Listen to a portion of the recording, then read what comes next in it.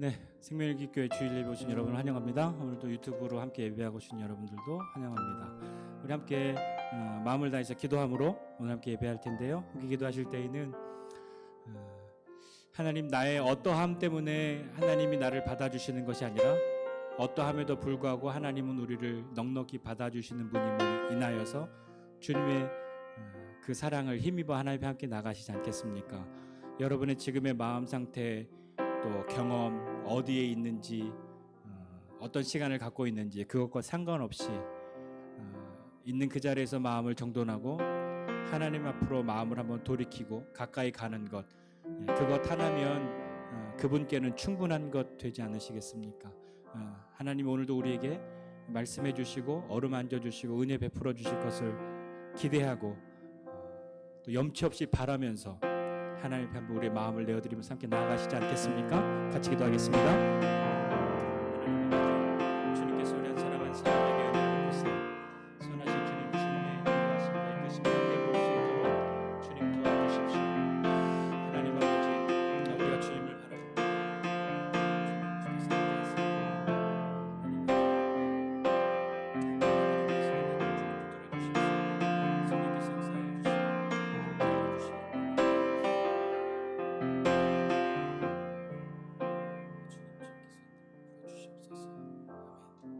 주님, 우리가 오늘도 주님 앞에 나아갑니다. 함께 모여서 예배하고 또 가정에서 예배하고 또 이동하는 중에 예배하고 어디에서 예배하든지 간에 함께 마음을 다하여 하나님 앞에 나가는 은혜의 시간 되게 하여 주시고 하나님이 우리를 어루만져 주심을 인하여서 주님을 바라보고 기대할 수 있는 이 시간 되게 하여 주시옵소서. 주께서 함께 하여 주실 것을 기대하고 예수님의 이름으로 기도드립니다. 아멘. 함께 찬양하겠습니다.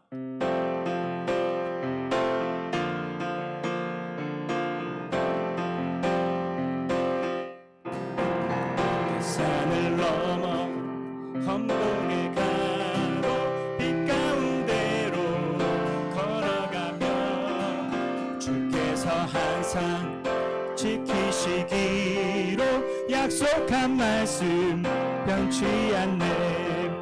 하늘의 영광 나의 맘속에 자고도 넘쳐 할렐루야를 힘차게 불러 영원히 주를 찬양. 캄캄한 밤에 다닐지라도 주께서 나의 길 되시고 나에게 밝은 빛이 되시니 길 잃어버릴 염려 없네. 하늘의 영광 나의 맘속에 자고도 넘쳐 할렐루야를 힘차게 불러 영원히 주를 찬양하리. 광명한 그 빛 마음의 바다 명랑한 천국 바라보고 할렐루야를 힘차게 불러 날마다 빛에 걸어가리. 하늘의 영광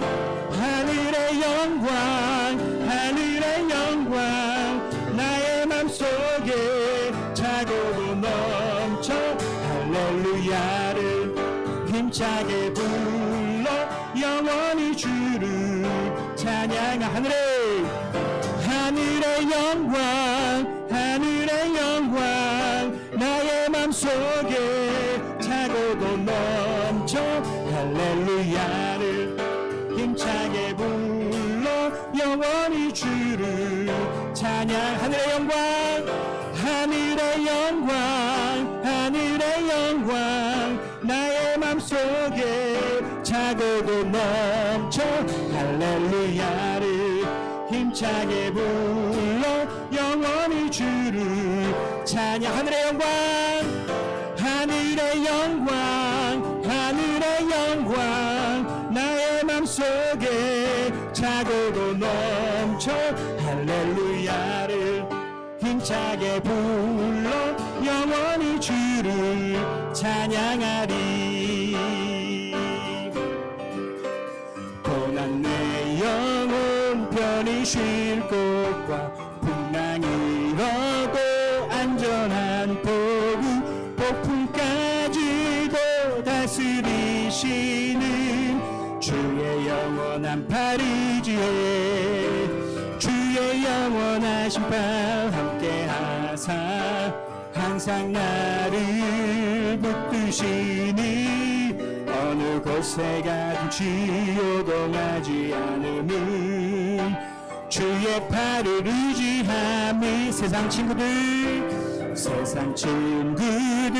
나를 버려도 예수 늘 함께 동행하 주의 은혜가 충만하리니 주의 영원한 팔 의지에 주의 영원하신 팔 함께 하사 항상 나를 붙드시니 어느 곳에 가든지 요동하지 않음은 주의 팔을 의지하 능치 못한 것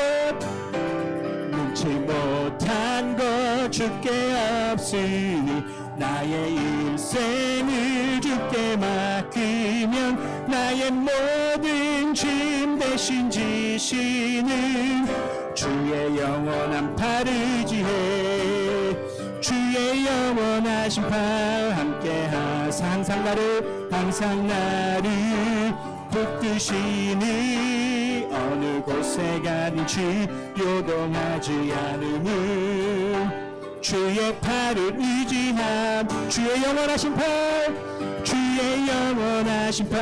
함께하사 항상 나를 붙드시니 어느 곳에 가든지 요동하지 않음은 주의 팔을 의지 주의 영원하신 팔 함께하사 항상 나를 붙드시니 어느 곳에 가든지 요동하지 않음은 주의 팔을 의지함이라.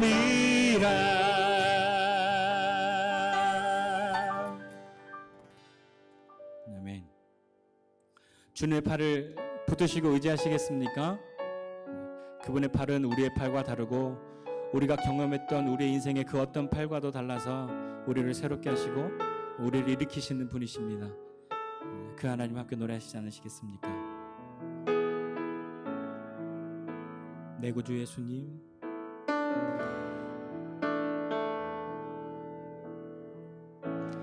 내 구주 예수님, 주 같은 분은 없네. 내 평생에 찬양하리 놀라운 주의 사랑.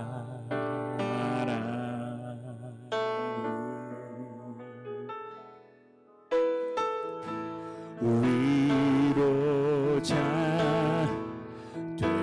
되시며 피난처 되신 주님, 나의 영혼 온 맘 다해 주를 경배합니다.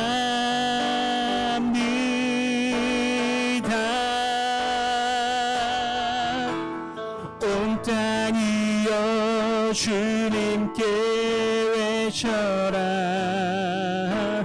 능력과 위엄의 왕 되신 주,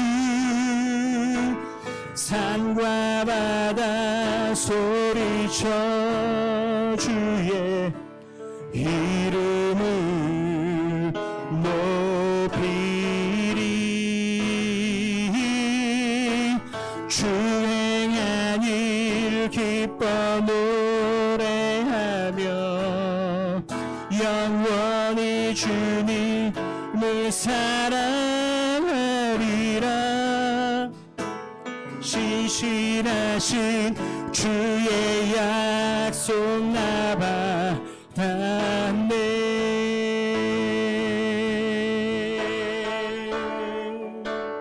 내 구주 예수님,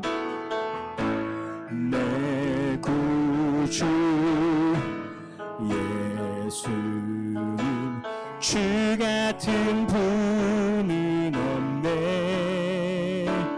내 평생에 찬양하리 놀라운 주의 사랑을. 위로자 되시며 위로자 되시며 피난처 되신 주님,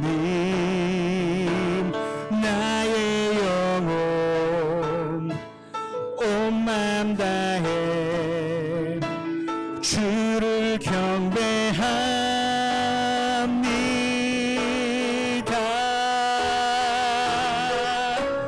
온 땅이여 주님께 외쳐라. 능력과 위엄의 왕 되신 주, 산과 바다 소리쳐 주의 이름을 높이리. 주 행한 일 기뻐 노래하며 영원히 주님을 사랑하리라. 신실하신 주의 약속 나바다. 온 땅이여 주님께 외쳐라.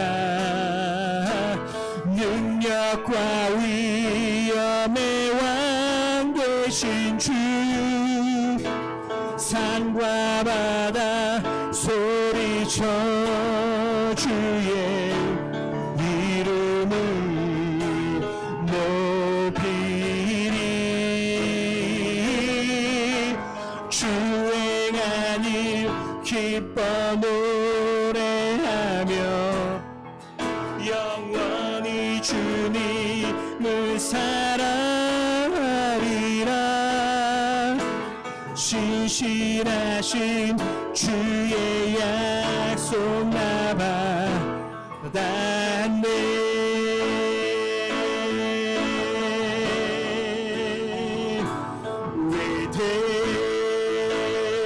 위대하신 주, 찬양의 위대하신 주, 모두 알게 되리라.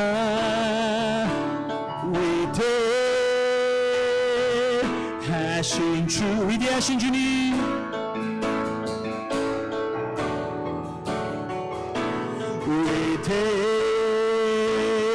위대하신 주, 찬양의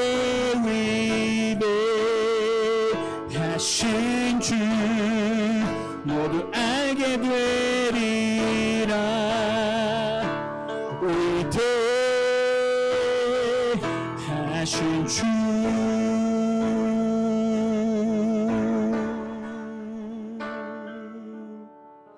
빛나는 왕의 왕,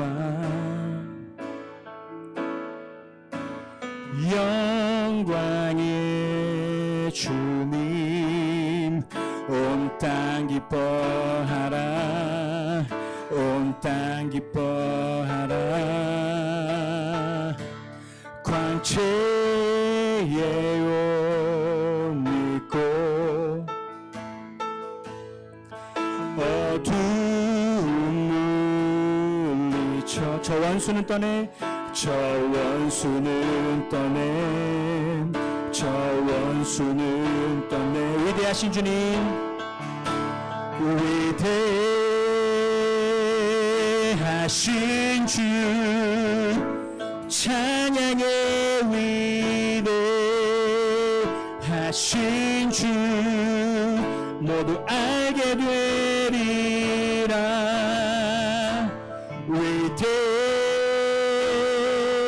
위대하신 주, 모든 이름 위에, 모든 이름 위에 뛰어나신 이름 다 찬양해 다 찬양해 위대하신 주 모든 이름 위에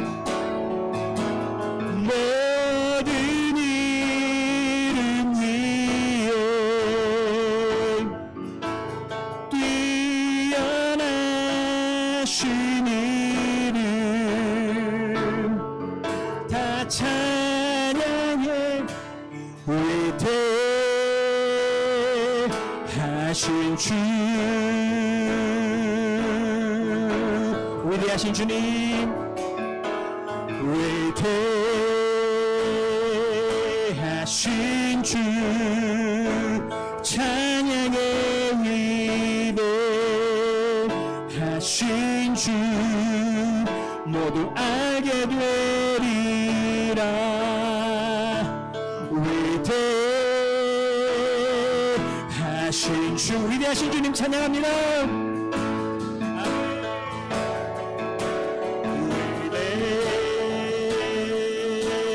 위대하신 주 참 위대하신 주 모두 알게 되리라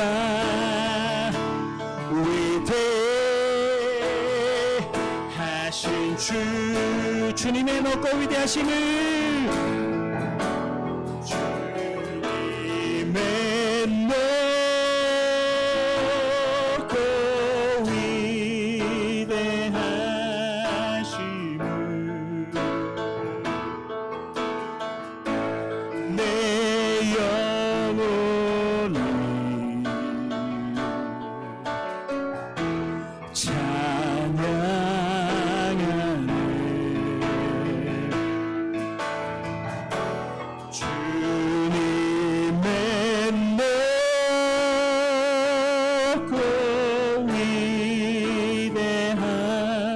위대하심을 내 영혼이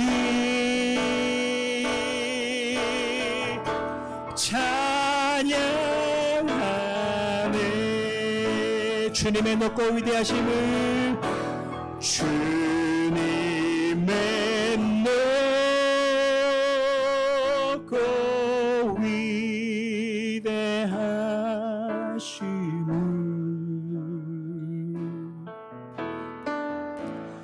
내 영혼이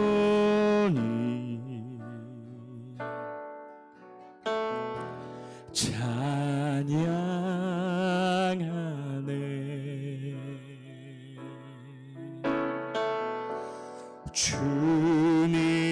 주님의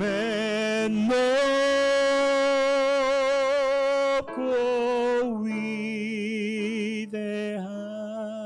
위대하심을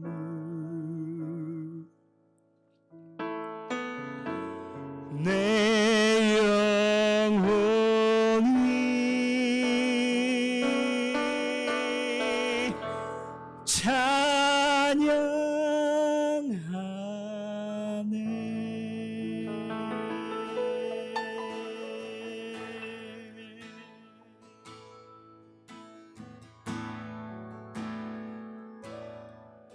주께 가까이 날 이끄소서 간절히 주님만을 원합니다 채워주소서 주의 사랑을 진정한 찬양 드릴 수 있도록 주께 가까이 날 이끄소서 간절히 주님만을 원합니다 채워주소서 주의 사랑을 진정한 찬양 드릴 수 있도록 목마른 나의 영혼 주를 부르니 나의 맘 만져 주소서. 주님만을 원합니다. 더 원합니다. 나의 맘 만져 주소. 목마른 나의 영혼 목마른 나의 영혼 주를 부르니 나의 맘 만져 주소서. 주님만을 원합니다. 더 원합니다. 나의 맘 만져 주소. 목마른 나의 영혼 목마른 나의 영혼 주를 부르니 나의 맘 만져 주소서. 주님만을 원합니다. 주님만을 원합니다. 더 원합니다. 나의 맘 만져 주소서.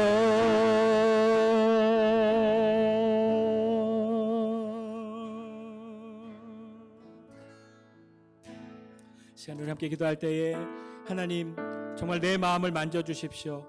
내 마음을 만질 수 있는 유일한 분이 주님이신 것을 고백하고 우리의 상처나 있는 마음, 어그러져 있는 마음, 굳어 있는 마음, 아무것도 열 수 없을 것 같이 단단하게 잠겨 있는 마음, 그 어떤 마음이라 할지라도 주님 내 마음을 어루만져 주십시오.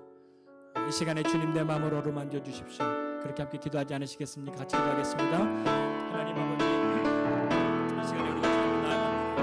하나님 주님 은혜를 받으사 우리의 마음을 만지실 수 있는 유일한 분이 주님이신 것을 고백하고 그 하나님의 은혜를 구하오니 하나님 아버지 십자가와 함께 해주사 주의 선하신 인도하심 받으시고 오늘 나아가는 붙들어 주십시오. 주님 우리의 마음을 어루만져 주시길 소원합니다. 하나님 닫혀있는 마음, 상처난 마음, 어그러져 있는 마음, 굳어 있는 마음, 그 어떤 마음이랄지라도 뜨거운 마음, 불같은 마음, 기쁨과 감사의 마음, 그 어떤 마음이랄지라도 주님이 우리의 마음을 어루만지사 가장 선하신 주님의 그 마음을 알게 하여 주시고 우리의 마음이 주님 가까이에 나갈 수 있게 합당한 마음, 정말 그런 마음 같은 것이 될 수 있도록 주님 어루만져 주십시오. 다른 것으로 내 마음 바꿀 수 없고 다른 것으로 내 마음을 포장하여 주님 앞에 나아갈 수 없으니 주님 우리를 어루만져 주시기를 소원합니다. 주님 은혜를 부사 함께하여 주시옵소서.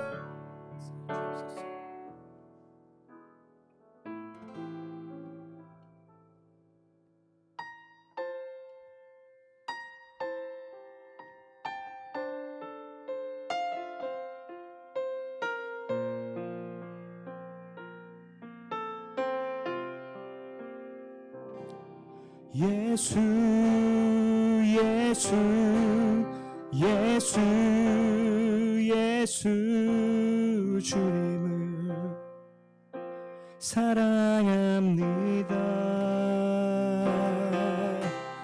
예수 예수 예수 예수 주님을 사랑합니다. 다시 한번 예수 예수 예수 예수 예수 주님을 사랑합니다. 예수 예수 예수 예수 주님을 사랑합니다. 주님을 사랑하는 기쁨을 그 즐거움을 빼앗기지 않게 하소서.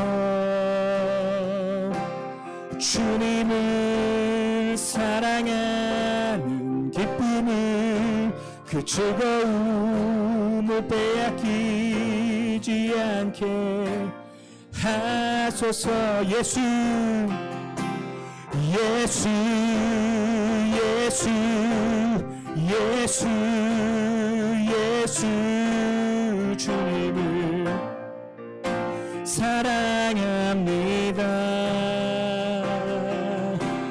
예수 예수 예수 예수 주님을 사랑합니다.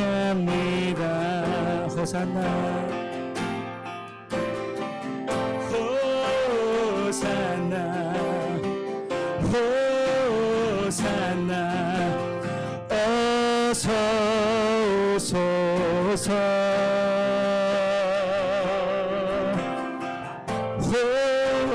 호산나 호산나 어서 오소서. 호산나 호산나 호산나 어서 오소서.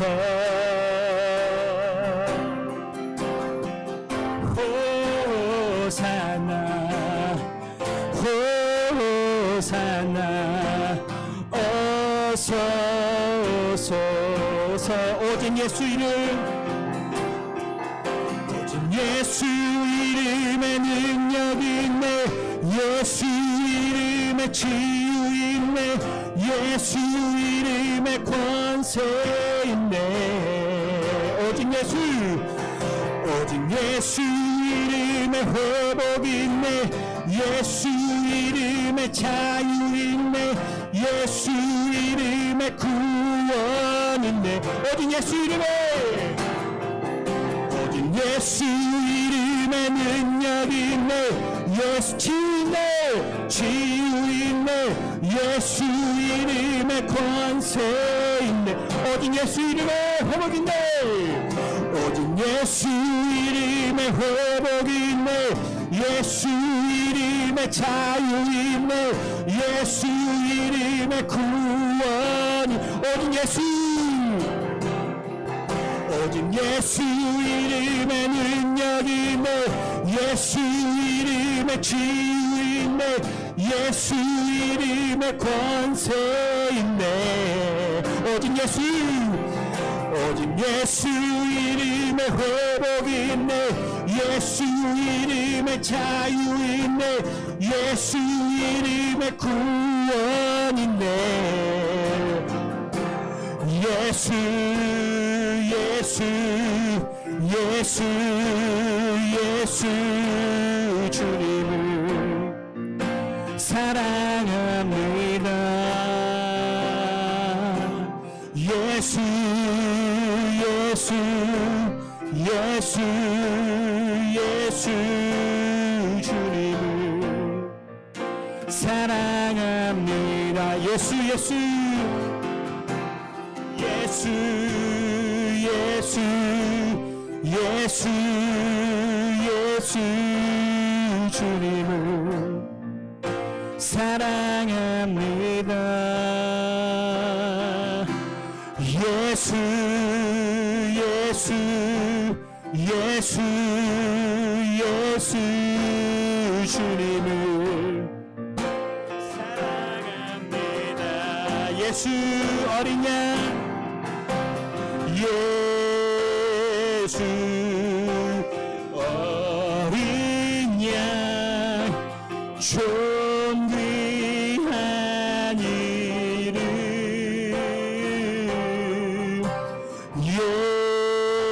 예수 어린 양 존귀한 이 예수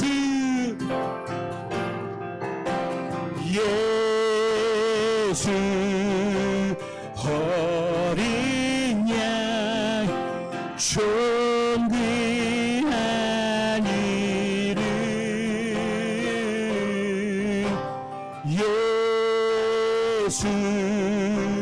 어린 양 존귀한 이름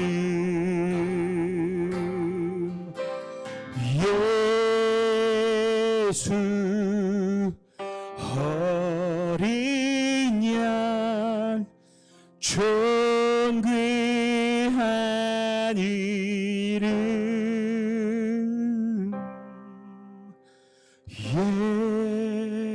예수 어린 양 존귀한 이름 예수 예수 어린 양 존귀한 이름 예수 어린 양 존귀한 이름 주님의 그 존귀하신 이름을 찬양합니다. 주님 우리를 자녀 삼아 주셔서 사랑하여 주시고 그 사랑이 한이 없으심을 날마다 보이시는 주님의 은혜를 찬송합니다. 하나님, 때로 우리가 그 사랑 모르고 그 사랑 느껴지지 않는다 투정하고 원망하고 불평할 때 있으나 그 사랑 한 번도 우리에게서 끊어진 적 없고 그 사랑 한 번도 우리에게서 멀어진 적이 없음을 주님 우리로 알게 해주십시오. 그 하나님의 마음이 그 사랑이 어떠한 것인지 깊이 아는 우리 되게 하여 주십시오. 하나님, 오늘 예배 가운데 함께하여 주심을 감사하고 한 사람 한 사람 마음들을 어루만져 주시고 새롭게 하여 주심을 감사합니다. 하나님, 이 예배 가운데 또 귀한 예물도 주님 앞에 드립니다. 드려진 예물 주님 받아주시고 예물이 쓰여지는 곳마다 주의 이름이 높아지시고 하나님이 기뻐하신 일들이 가득할 수 있도록 은혜 베풀어 주십시오. 우리가 경제적으로 어려움이 있어서 때로 죄악에 손을 대는 일이 없게 해주시고 그것과는 싸워 이길 수 있는 믿음과 용기를 허락하여 주시옵소서. 우리가 마음에 다 원하는 대로 주님께 드리고 이웃과 나누어도 부족하지 않은 은혜의 삶 살게 하여 주시고 그런 귀한 통로로 우리를 사용하여 주시옵소서. 오늘 우리 한 사람 한 사람 붙들어 주시고 이끌어 주셔서 또 귀한 말씀 전해 주신 오늘 이은성 목사님 보내주심을 감사합니다. 목사님 말씀 가운데 은혜 베풀어 주시고 우리로 하나님의 마음을 알고 주님 앞에 믿음으로 결단하며 나가는 은혜의 시간 되게 하여 주시옵소서. 감사드리고 예수님의 이름으로 기도드립니다. 아멘. 하나님 말씀 같이 봉독하고요. 말씀 같이 듣도록 하겠습니다. 말씀은 출애굽기 13장 17절부터 14장 4절까지인데요. 성경책 있으신 분 찾으시고 없으시면 주보 안쪽 보시면 되겠습니다. 그리고 제가 정신이 없다는 걸 또 어떻게 알았냐면 아까 찬양하면서 또 그게 떠올라서 또 멘붕이 살짝 왔었어요. 단톡방에 오늘 주보랑 악보랑 이런 거 하나도 안 올려드렸죠? 죄송해요. 네, 같이 하나님의 말씀 봉독하겠습니다. 출애굽기 13장 17절부터 14장 4절까지입니다. 시작. 바로가 백성을 보낸 후에 블레셋 사람의 땅에 길은 가까울지라도 하나님이 그들을 그 길로 인도하지 아니하셨으니 이는 하나님이 말씀하시기를 이 백성이 전쟁을 하게 되면 마음을 돌이켜 애굽으로 돌아갈까 하셨습니다. 그러므로 하나님이 홍해의 광야길로 돌려 백성을 인도하심에 이스라엘 자손이 애굽 땅에서 대열을 지어 나올 때에 모세가 요셉의 유고를 가졌으니 이는 요셉이 이스라엘 자손으로 단단히 맹세하게 하여 이르기를 하나님이 반드시 너희를 찾아오시리니 너희는 내 유고를 여기서 가지고 나가라 하였음이더라. 그들이 숫곳을 떠나서 광야 끝 에담에 장막을 치니 여호와께서 그들 앞에서 가시며 낮에는 구름 기둥으로 그들에게를 인도하시고 밤에는 불 기둥으로 그들에게 비추사 낮이나 밤이나 진행하게 하시니 낮에는 구름 기둥 밤에는 불 기둥이 백성 앞에서 떠나지 아니하니라. 여호와께서 모세에게 말씀하여 이르시되 이스라엘 자손에게 명령하여 돌이켜 바다와 믹돌 사이에 비야히롯 앞 곧 바알스본 맞은편 바닷가에 장막을 치게 하라. 바로가 이스라엘 자손에 대하여 말하기를 그들이 그 땅에서 멀리 떠나 광야에 갇힌 바 되었다 하리라. 내가 바로의 마음을 완악하게 한즉 바로가 그들의 뒤를 따르리니 내가 그와 그의 온 군대로 말미암아 영광을 얻어 애굽 사람들이 나를 여호와인 줄 알게 하리라 하심에 무리가 그대로 행하니라. 오늘 광야에서 만난 하나님이라는 제목으로 우리 베를린 선한목자교회 이은성 목사님께서 말씀 전해 주실 때 큰 은혜 받으시기 바랍니다. 우리 목사님 환영의 박수로 맞이하겠습니다.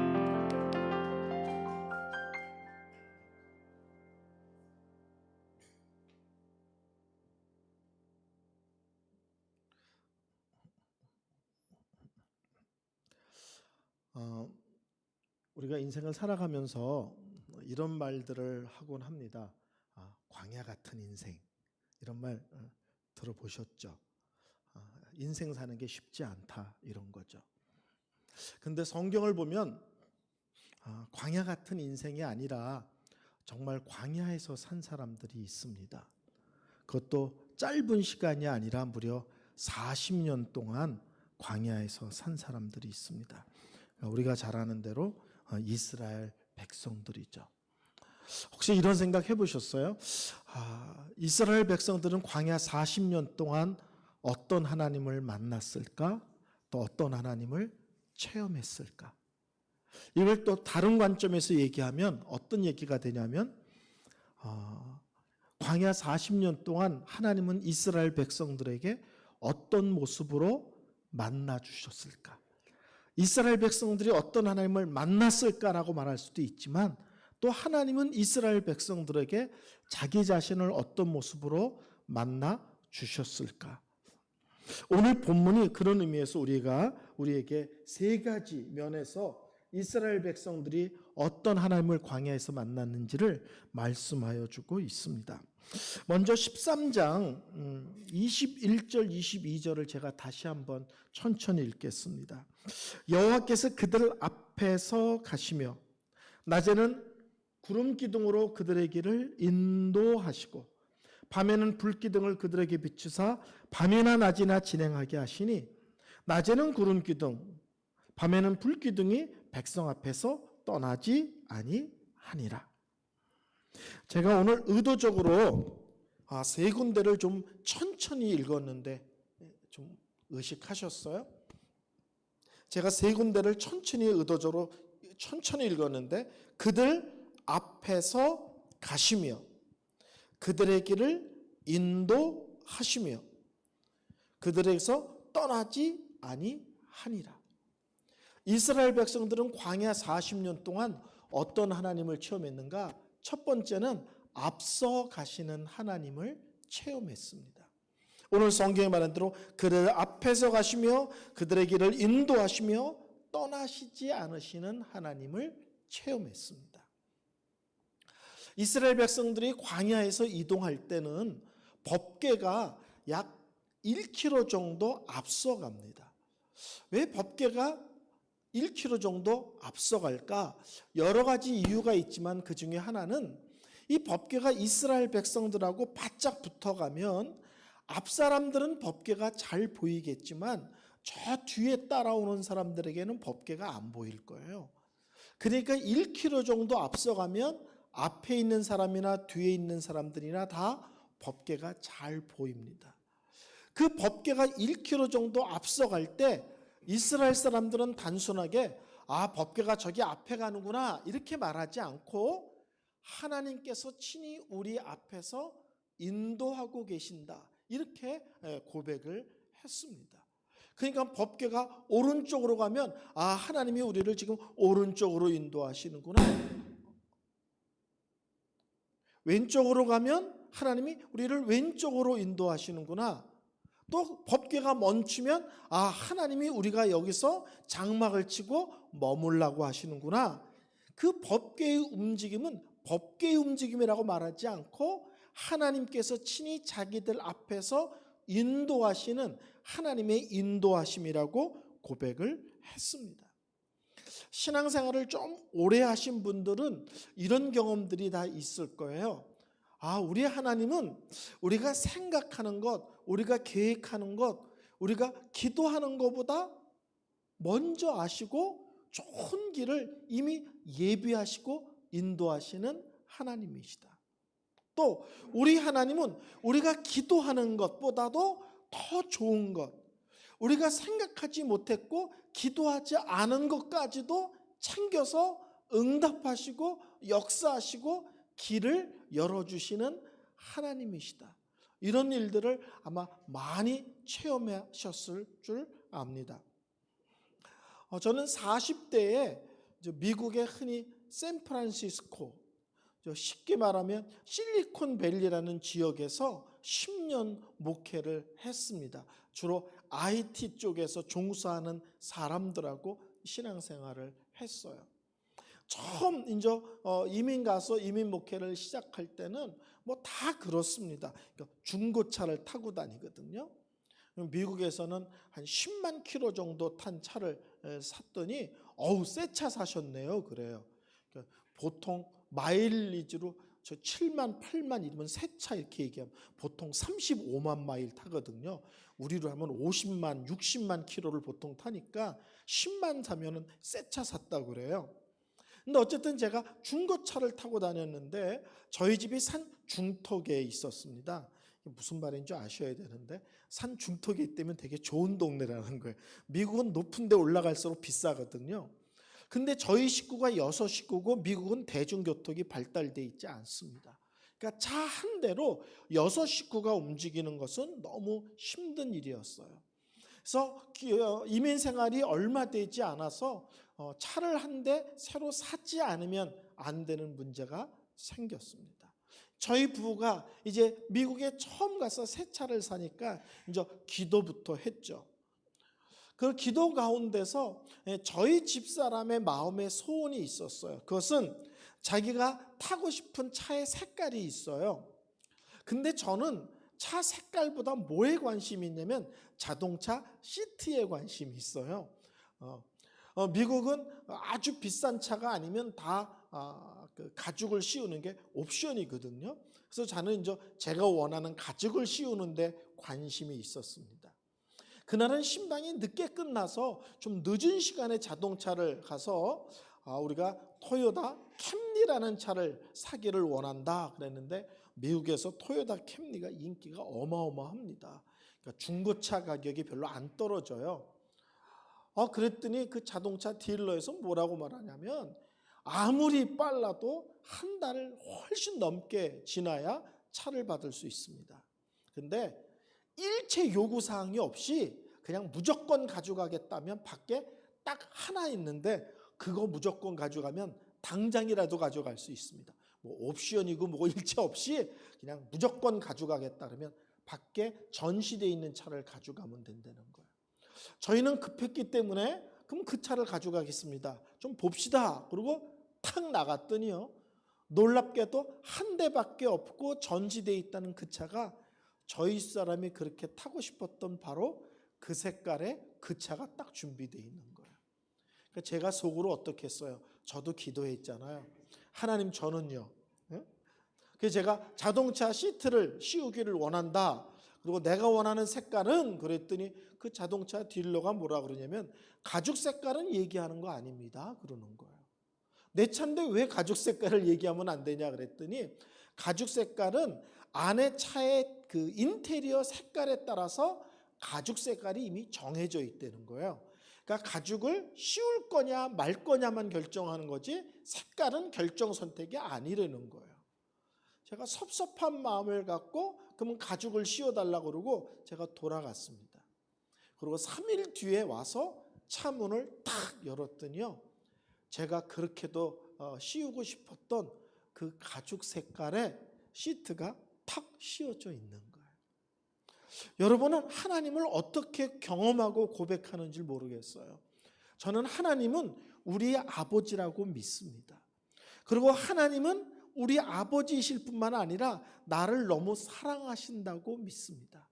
그렇다면 하나님 아버지는 이왕이면 그의 자녀가 기쁜 것, 행복한 것, 복된 것, 유익한 것에 역사하시고 길을 열어주시지 이왕이면 고생해봐라.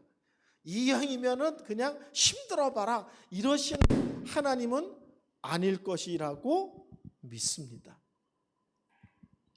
자, 이제 자동차를 이렇게 나중에 이제 계산을 해서 사인을 해야 되는데요. 미국은 신용에 따라서 이자가 다릅니다. 그래서 신용이 좋으면 이자가 한 푼도 없이 5년 활부로 살 수 있어요. 이자 1원도 안 내고. 근데 신용이 나쁘면 엄청난 이자를 내고 차를 사야 됩니다. 문제는 저희들은 미국 생활이 짧아서 신용이 좋으냐 나쁘냐가 아니라 신용 자체가 없어요. 그러니까는 저는 그 사람들이 차를 그냥 저한테 파는 것만 해도 감지덕지하게 엄청난 이자를 무려 5년을 내면서 차를 구입해야 되는 거예요. 차 가격과 이자를 얘기하고 이제 사인할 즈음 됐는데 갑자기 2층에서 그 자동차 그 대리점 딜러의 최고 높으신 어르신이 갑자기 문을 열고 나오는 거예요. 그들이 뭐라고 말하냐면 여기 이은성 목사님 오셨습니까? 이러는 거예요. 제가 이렇게 올려다봤더니요. 한 번도 만난 적이 없는 분이에요. 제가 너무 신기해서 아니 뵌 적이 없는데 어떻게 사무실에서 목소리만 듣고 제가 이은성 목사인 줄 아셨습니까? 그랬더니요. 그분이 하는 얘기가 저 목사님 설교 많이 들었습니다. 이러는 거예요. 미국은 다 자동차를 운전하고 다니니까 길거리에서 사람 전도하기가 쉽지 않거든요. 그러니까 어떻게 해요? 한국 사람들이 주로 가는 가게에다가 설교 CD를 갖다 놔요. 그러면 관심 있는 사람들이 그 설교 CD를 갖다 듣고 또 관심 있으면 교회를 찾아오고 합니다. 그분이 한국 가게에다 여러 군데에다 갖다 놨던 제 설교 CD를 정기적으로 갖다가 듣는 분 중에 한 분이었던 거예요. 그러더니 그분이 갑자기 그 직원한테 뭐라고 말하냐면 이은성 목사님이 구입한 차를 우리 자동차 대리점에서 줄 수 있는 최저가 이자를 적용해서 사인을 받아라 이러는 거예요. 근데 그 다음 말이 놀라워요. 그 다음 말이 뭐냐면 목사님 원래 오늘 저녁 때 제가 남는 사람이 아니고 밑에 직원이 남는데 갑자기 그 친구가 일이 생겨서 제가 할 수 없이 오늘 저녁에 남았습니다. 근데 오늘 갑자기 왜 내가 사람을 바꾸어서 내가 저녁에 남았나 봤더니 하나님께서 목사님 도우라고 하나님께서 갑자기 사람을 바꿔놓으신 것 같습니다. 그러는 거예요. 저는 차를 놓고는 기도했어요. 그러나 이자 문제나 가격 갖고는 기도하지 않았어요. 왜냐하면 미국에서 룰이거든요. 신용이 안 좋으면 이자는 비싸다. 이게 당연한 거거든요. 그래서 저는 그걸 기도조차도 하지 않았어요.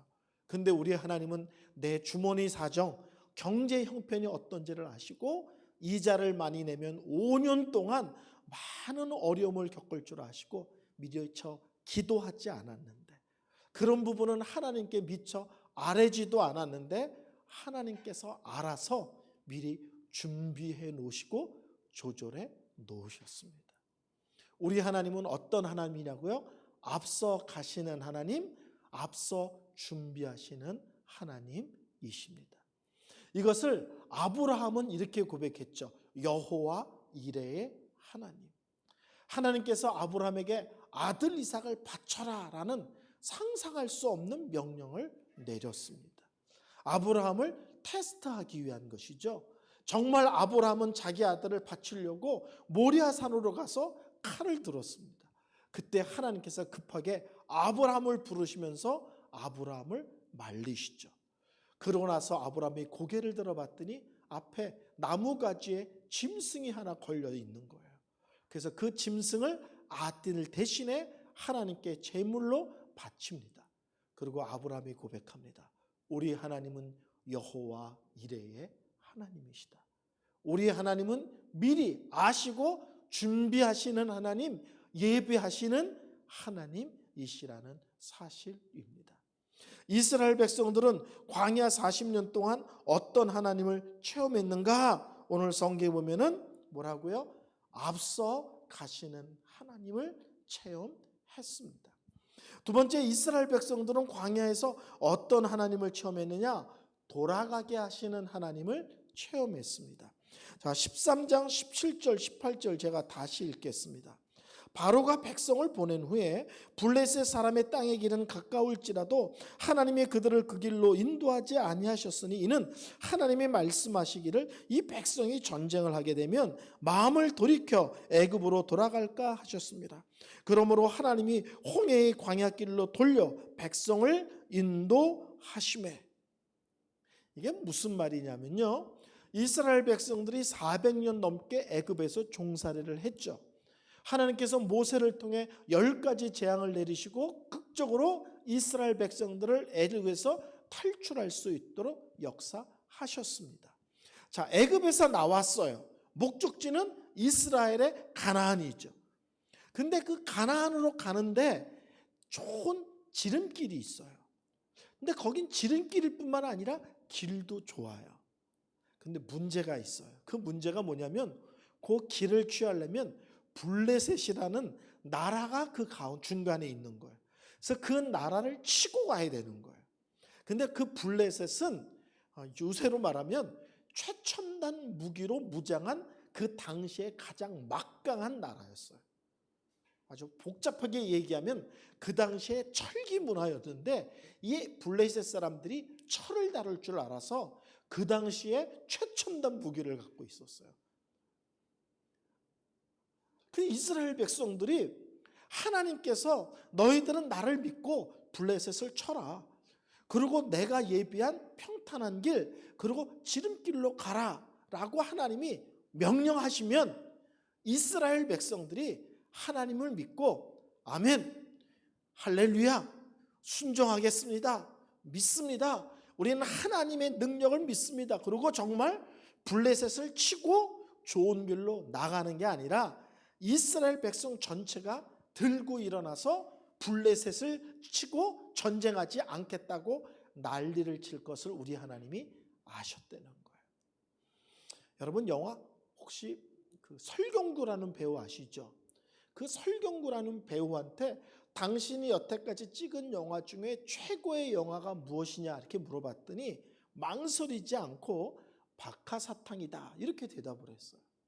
그 박하사탕을 보셨는지 모르지만 아주 옛날 영화죠. 첫 장면은 이렇게 시작해요. 설경구란 배우가 철길 한가운데 이렇게 서 있어요. 첫 장면이에요. 근데 맞은편에서 기차가 막 달려옵니다. 그때 설경구라는 배우가 양손을 벌리고 이렇게 하죠. 나 다시 돌아갈래. 박하사탕. 이러면서 영화가 시작돼요. 오늘 본문이 바로 박하사탕이라는 거예요. 하나님께 이스라엘 백성들에게 너희들은 나를 믿고 블레셋을 공격하라.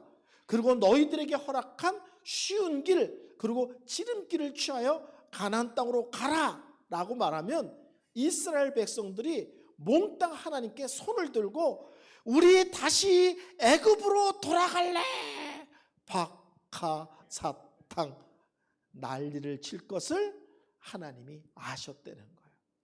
얘네들은 아직 믿음이 그 정도 믿음이 안 돼. 신앙 수준이 아직도 하나님의 능력을 믿고 그런 크고 어려운 일들을 감당할 수준이 안 돼. 그래서 하나님은 지름길이 있는데 먼 길로, 평탄한 길이 있는데 힘든 길로 돌아가게 하셨다는 거예요. 우리는 신앙생활을 할 때 이렇게 생각할 수 있어요. 하나님은 우리를 사랑한다면서 왜 먼 길로 가게 하실지 이럴 때가 있다고요. 하나님은 우리를 사랑하신다면서 왜 힘든 길을 걷게 하시지 이럴 때가 있다는 거예요. 우리는 힘든 것, 어려운 것만 생각하지만 하나님은 나에게 왜 그 길을 걷게 하셨는지 이유가 있어서 그 길로 걷게 하셨다는 사실입니다. 모든 사람이 지름길을 원하죠. 그러나 모든 사람에게 그 지름길이 좋은 길이 아닐 수가 있어요. 우리는 모두 다 평탄한 길을 원해요. 그러나 어떤 사람은 그 평탄하고 쉬운 길보다는 어떤 사람에게는 험하고 어려운 길로 가는 것이 그 사람에게 훨씬 도움이 될 때가 있다는 거예요. 하나님은 사람마다 다 영적인 체질을 아세요. 영적인 수준을 아세요. 내가 이제까지 어떻게 살아왔는지, 크고 작은 일들이 생겼을 때 내가 그것을 어떤 식으로 감당하는지, 내가 어떤 일을 겪으면서 믿음이 자라는지, 그리고 지금 상황은 어떤지, 내가 처한 형편은 어떤지를 아시고 인도하신다는 거예요.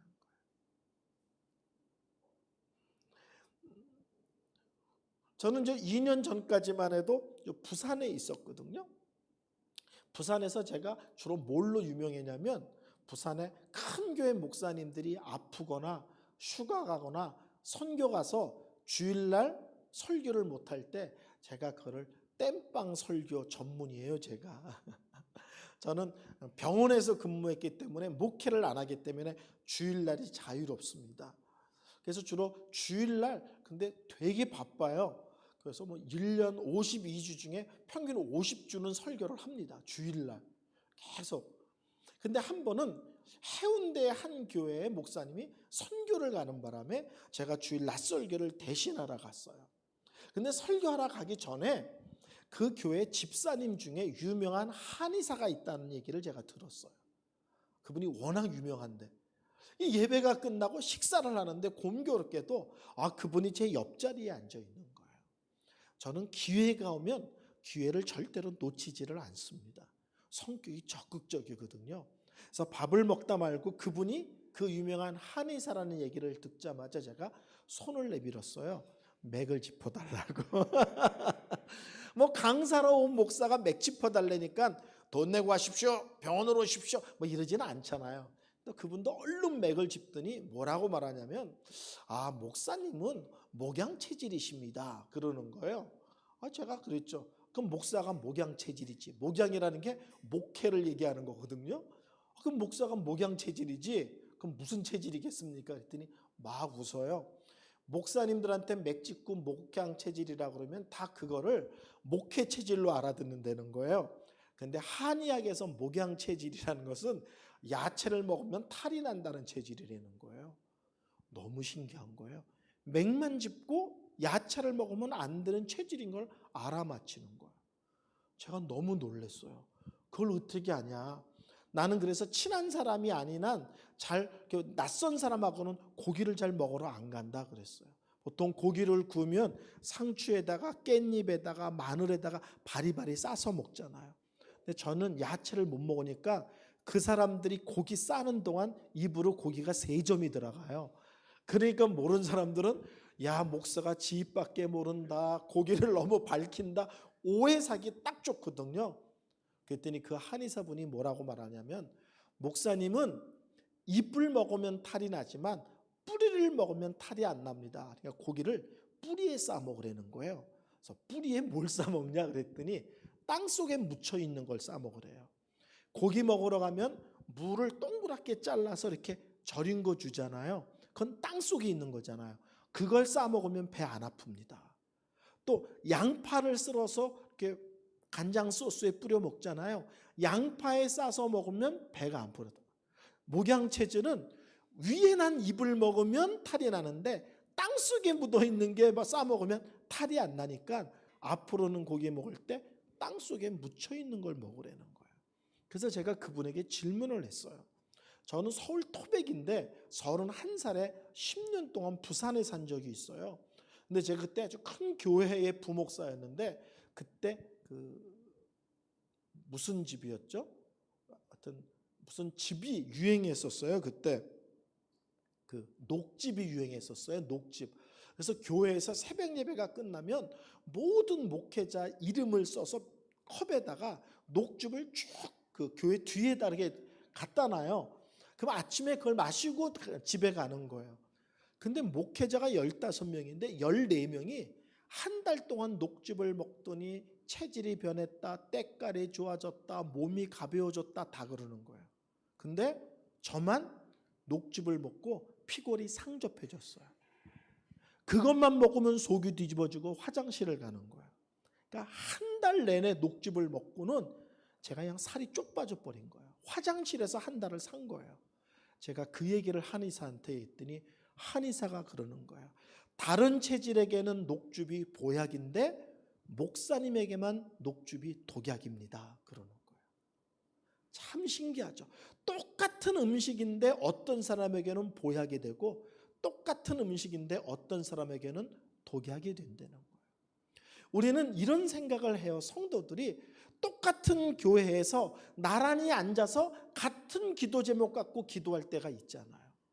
대학 문제 갖고 똑같이 기도할 수 있고, 직장 문제 갖고 똑같이 기도할 수 있고, 결혼 문제 갖고 똑같이 기도할 수 있고, 경제적인 문제 갖고 똑같이 기도할 수 있거든요. 근데 똑같이 기도했는데 하나님이 응답을 두 사람을 다르게 하세요. 그러면 우리는 이렇게 생각해요. 하나님이 이 사람을 더 사랑하시나? 또 이렇게 생각해요. 이 사람이 더 세게 기도했나? 이렇게 생각한다고요. 근데요, 같은 교회에서 나란히 앉아서 같은 기도 제목으로 기도해도 다르게 응답하시는 이유 중에 하나는 두 사람의 영적인 삶의 여정이 달라요. 여태까지 살아온 삶의 모습이 다르고 지금 내가 처한 영적 상태가 다르고 또 두 사람의 믿음의 수준이 달라요. 그렇기 때문에 하나님은 어떤 사람에게는 지름길을 주는 것 같은데 어떤 사람에게는 돌아가게 하시고, 어떤 사람에게는 평탄한 길을 주는 것 같은데 어떤 사람에게는 험한 길을 주세요. 누구를 더 사랑하고 누구를 덜 사랑하고가 아니라 각 사람의 형편과 처지와 영적 상태에 맞춰서 다 다르게 응답하시고 역사하신 것입니다. 자, 오늘 이스라엘 백성들을 하나님이 멀리 돌리셨어요. 왜요? 왜요? 뭐가 부족해서요? 그들을 사랑하기 때문에 먼 길로 돌리신 것입니다.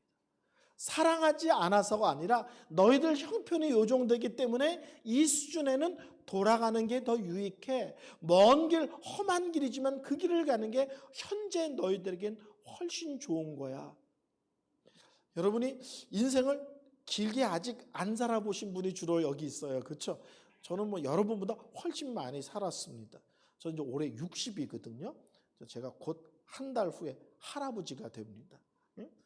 여러분보다는 인생을 좀 길게 샀죠. 이렇게 되면 라떼가 되는데.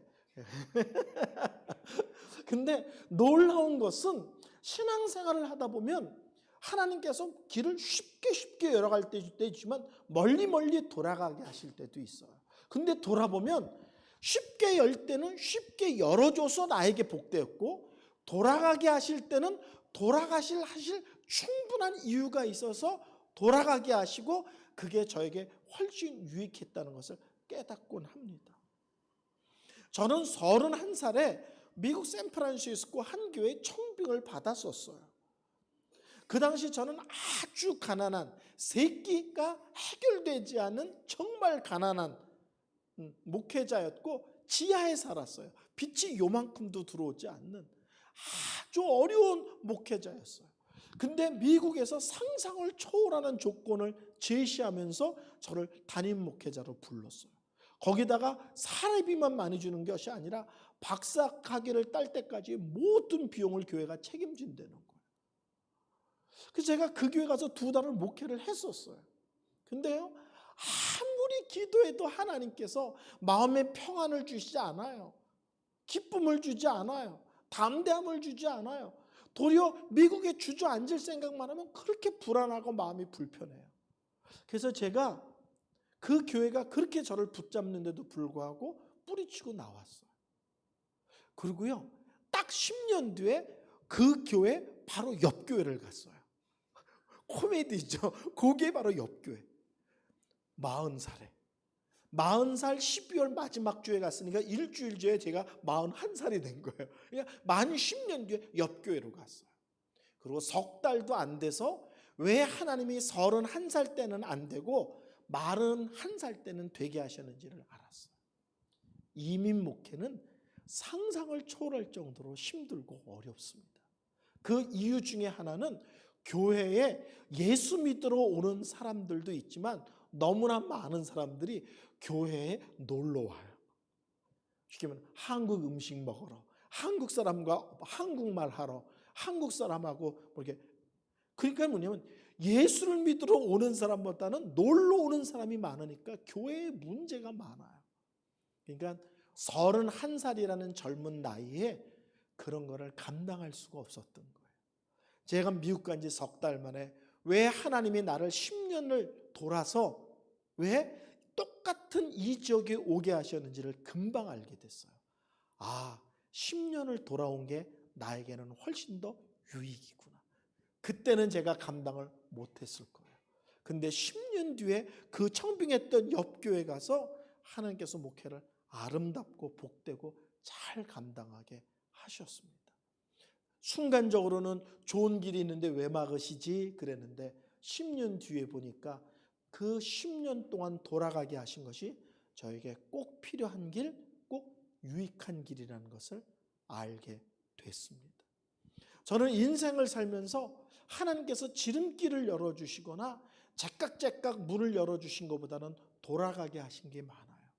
근데 돌아보면 돌아갈 때는 힘들었는데 나중에 보면 아유, 돌아간 게 항상 나에게는 복이었구나, 유익이었구나, 하나님의 놀라운 계획이 거기에 있었구나를 깨닫게 됩니다. 오늘 성경은 얘기합니다. 이스라엘 백성들은 광야에서 어떤 하나님을 만났는가? 돌아가게 하시는 하나님을 만났습니다. 자, 세 번째, 이스라엘 백성들은 광야에서 세 번째 어떤 하나님을 만났는가? 14장 4절을 보겠습니다. 14장 1절부터 4절 제가 있습니다. 여호와께서 모세에게 말씀하여 이르시되 이스라엘 자손에게 명령하여 돌이켜 바다와 믹돌 사이에 비하히로랍 곧 바알스본 맞은편 바닷가에 장막을 치게 하라. 바로가 이스라엘 자손에 대하여 말하기를 그들이 그 땅에서 멀리 떠나 광야에 갇힌 바 되었다 하리라.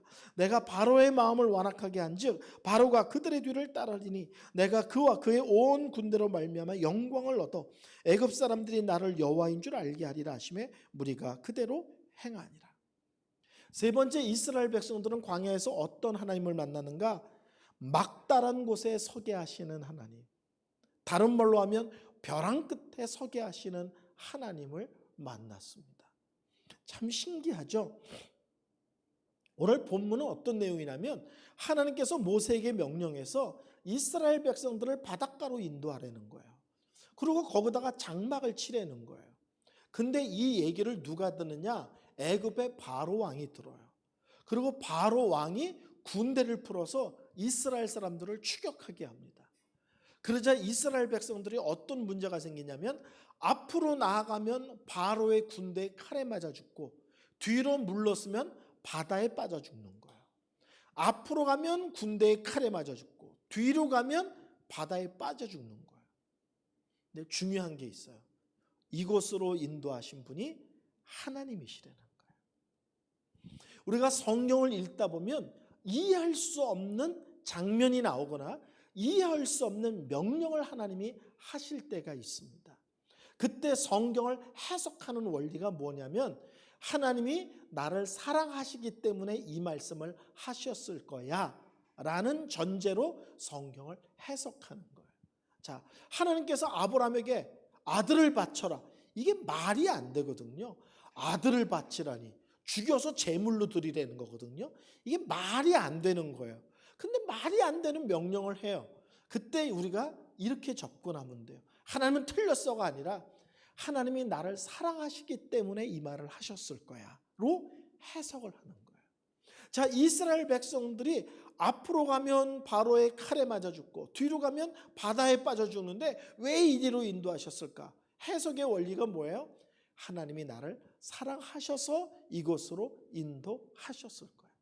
하나님은 선하신 하나님이십니다.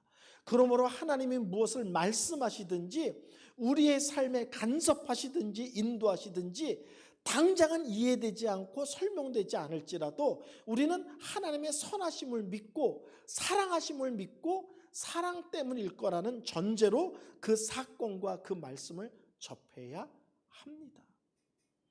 여러분, 신앙생활 하다 보면요, 사람들 속에 이런 사람이 있어요. 죄를 져요. 근데 그 죄를 부끄러워하지 않아. 그래서 또 져.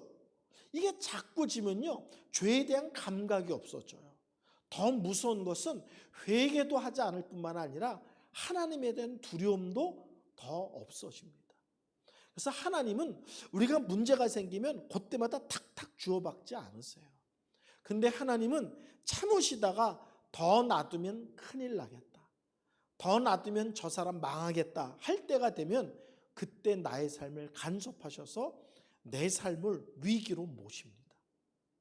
나를 벼랑 끝에 모시는 이유는 벼랑 끝에 떨어져라는 뜻이 아니라 그 절박한 일을 통해서 나의 현재의 영적 상태를 돌아보고 점검하고 회개하고 결단하고 새로운 삶을 살 수 있는 계기를 마련하시는 거예요. 그래서 우리는 살다 보면 겁없이 하나님을 두려워하지 않고 겁없이 큰 소리 칠 때가 있다고요. 마치 내 인생이 내 손에 달려 있는 것처럼, 마치 내 인생이 내 실력에 의해서 좌우되는 것처럼 교만할 때가 있다고요. 일이 잘 풀리면 더 교만하고, 일이 더 잘 풀리면 하나님에 대한 생각도 없죠. 지가 하나님인 것처럼 말하고 행동합니다. 근데 더 나가면 큰일 나겠다. 그러면 하나님께서 그 사람의 삶에 위기를 허락하세요. 경제적 위기를 허락할 때도 있고, 가정적인 위기를 허락할 때도 있고, 건강의 위기를 허락할 때도 있어요. 그래서 갑자기 그 사람이 내가 하나님 앞에 아무것도 아니구나, 하나님의 은혜가 아니면, 하나님의 긍휼하심이 아니면 나는 아무것도 아니구나, 철저히 항복하고 하나님의 은혜와 긍휼을 구하는 사람이 될 때 그를 회복시키시고 그 사람을 영적으로 한 단계 더 끌어올리십니다. 그래서 우리는 신앙생활 할 때요, 벼랑 끝에 서는 것 같은 위기, 벼랑 또 그 막다른 곳에 선 것 같은 그 절박함이 있을 때는 어떤 때냐면 도리어 하나님이 우리를 얼마나 사랑하시고 하나님이 얼마나 크신 분인지를 선명하게 만날 수 있는 기회고요. 또 이런 위기에 있을 때는 내 신앙을 점검하고 신앙의 본질을 회복하는 계기가 되는 시간들입니다. 그래서 우리는 하나님이 계시다는 전제에서 벼랑 끝, 하나님이 계시다는 전제에서 막다른 골목을 해석하는 그런 믿음을 가질 필요가 있습니다. 이스라엘 백성들에게는 이것은 어떤 사건이 되냐면요, 첫째는 이 바로와 애굽 사람들이에요. 그 당시는 애굽이 가장 강한 나라였거든요. 그 당시 사람들의 신과는 뭐냐면 강한 나라 신이 센 신이야. 저 나라는 왜 이렇게 세? 저 나라 신이 가장 크기 때문이야, 이렇게 생각하는 거거든요. 그래서 하나님은 이 사건을 통해서 이스라엘 백성뿐만 아니라 애굽과 바로 왕에게 너희들이 믿는 신은 아무것도 아니고 이스라엘의 여호와 하나님이 가장 크고 위대하시며 강하신 하나님이라는 사실을 아주 선명하게 각인시키는 거예요. 그래서 홍해가 육지같이 갈라지고 이스라엘 백성들이 건넌 뒤에 그들이 이스라엘 백성들을 추격하다가 다 수장되지 않습니까? 물에 빠져 죽어요. 이 사건은 단순하게 애굽 사람들이 물에 빠져 죽었다가 아니라 너희들의 믿는 신은 아무것도 아니다, 이스라엘 사람들이 섬기는 여호와 하나님이 가장 크고 위대하신 하나님임을 애굽과 바로와 그 백성들에게 선포하고 드러내는 사건입니다. 근데 이것이 나중에 여호수아를 보면요, 사람들이 정탐을 가거든요. 그때 그 사람들이 뭐라고 얘기하냐면 너희들이 애굽 홍해를 육지같이 건넜다는 얘기를 들었다. 그때 우리의 왕들과 여기 있는 사람들이 우리 식으로 하면 멘붕이 왔다, 이런 얘기를 해요.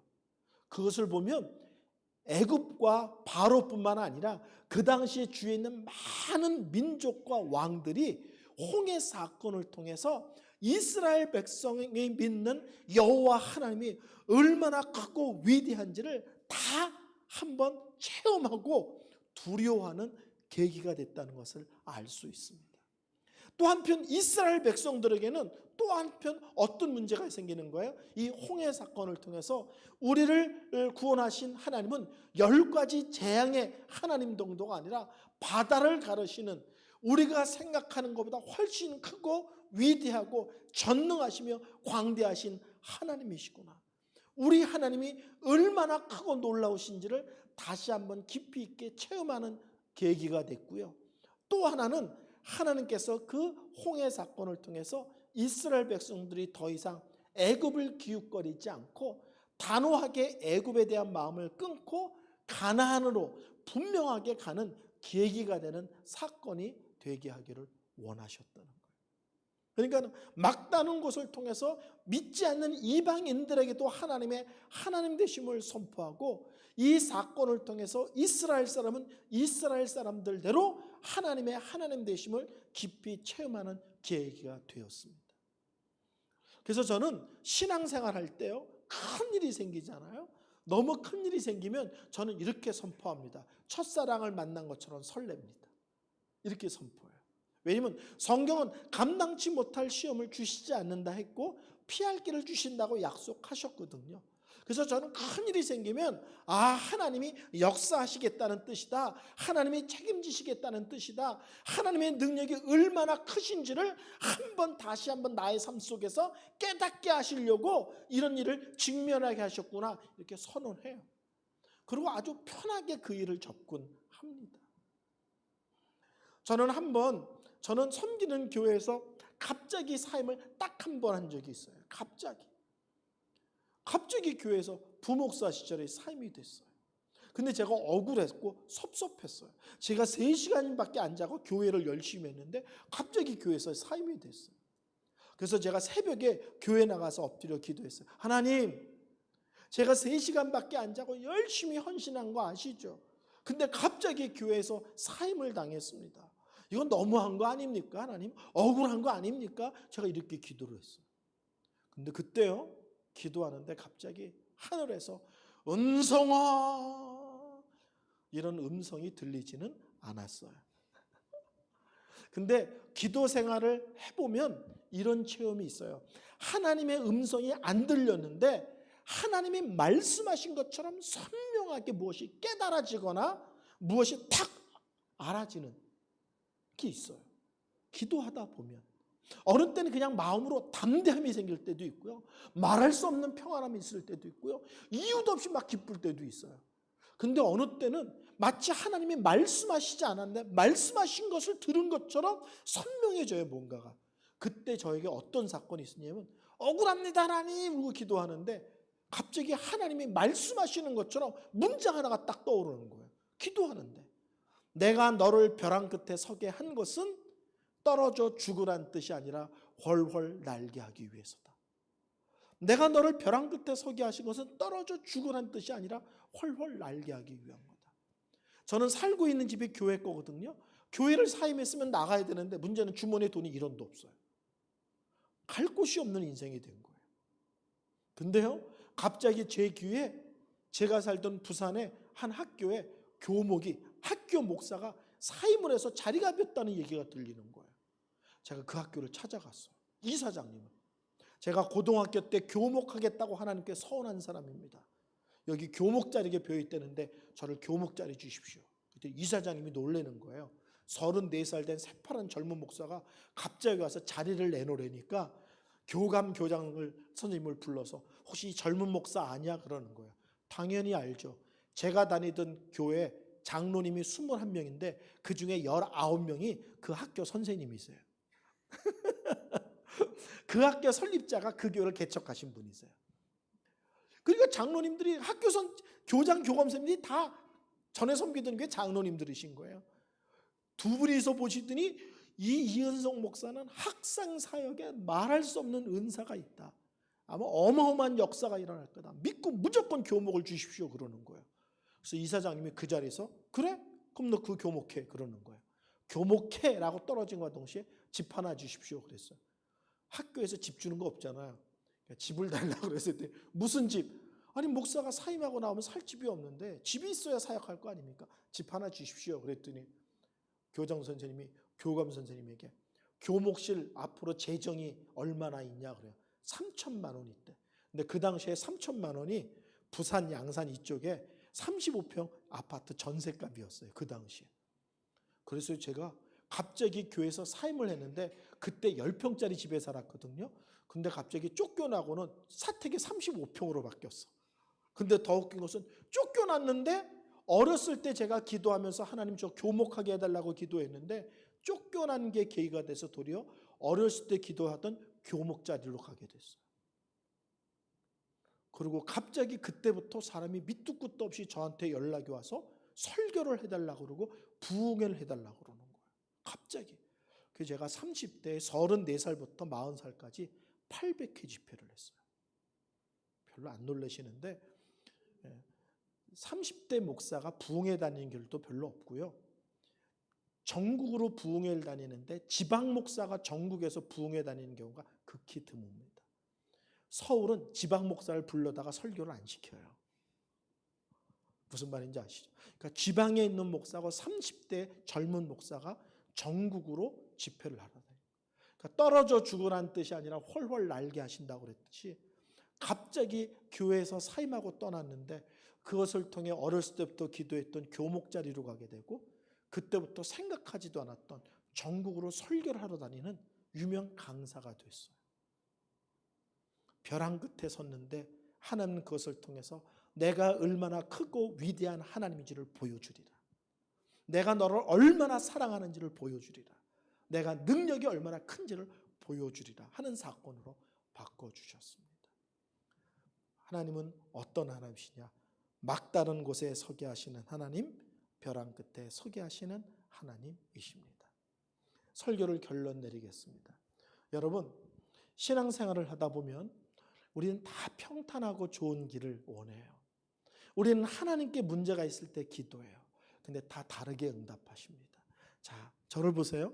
어떤 사람이 강하게 기도하는데 하나님이 어떤 사람에게는 이렇게 인도하세요. 근데 어떤 사람에게는 이렇게 인도하세요. 근데 어떤 사람에게는요, 이렇게 인도하세요.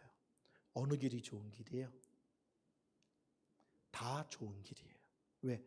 어떤 길로 인도하시든지 그것이 하나님께서 인도하시는 길이고 하나님께서 열어주시는 길이라면 그 길의 끝은 어떤 길을 가든지 아름답고 복되고 귀한 길입니다.